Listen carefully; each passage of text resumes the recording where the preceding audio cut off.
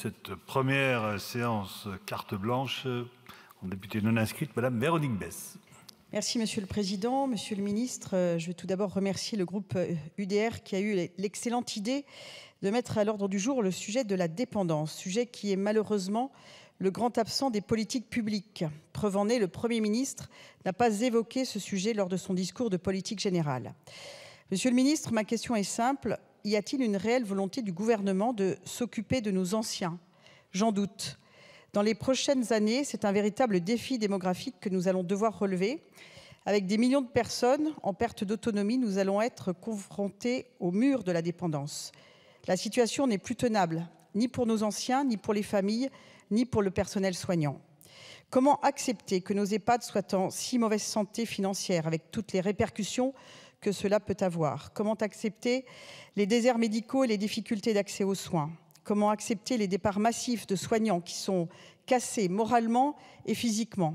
Comment accepter le désespoir de ces familles qui se retrouvent seules face à la vieillesse et à la grande dépendance? Et surtout, comment accepter l'isolement physique et social de nos anciens qui meurent en silence?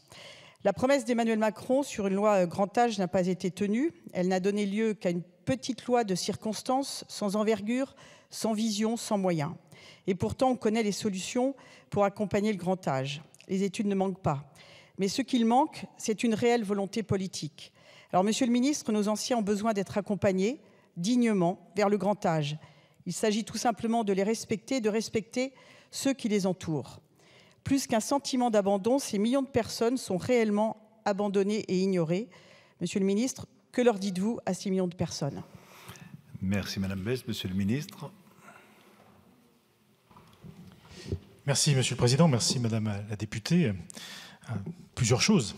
La première chose, c'est que vous pointez du doigt le discours de politique générale du Premier ministre. Il a évoqué, parlant de mon ministère, la fraternité.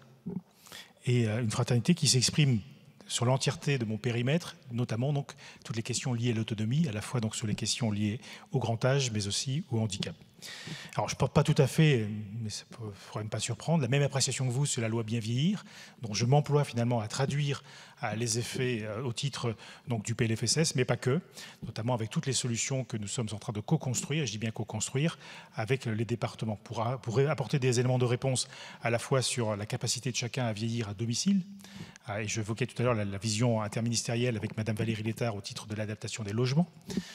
C'est aussi la politique que nous portons pour accompagner la transformation de l'offre à la fois sur des maisons d'autonomie, sur les EHPAD en eux-mêmes, à faire en sorte que ce soit des lieux où on va plutôt bien vivre que bien vieillir. Et j'y tiens et je le réaffirmerai autant de fois que de raison, puisque je m'inscris pas dans la logique qui vise à enfermer finalement au titre d'un EHPAD, trop souvent d'ailleurs en dehors de la société et de la ville, mais faire en sorte que ce soit des établissements qui demain répondent à des besoins identifiés sur les territoires et qu'on puisse les transformer avec les crédits disponibles sur les différentes politiques qui sont à notre main.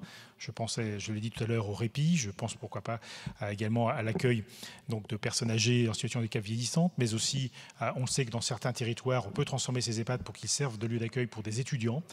On a aussi des initiatives pour accueillir des crèches. Donc c'est à la fois repenser ce lieu d'accueil pour nos personnes âgées et vieillissantes, mais aussi créer du lien intergénérationnel.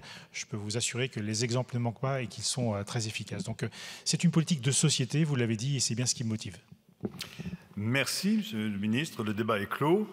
Prochaine séance demain à 14 h. Questions au gouvernement, suivi à 15 h de 3 débats sur les rapports relatifs à l'événement.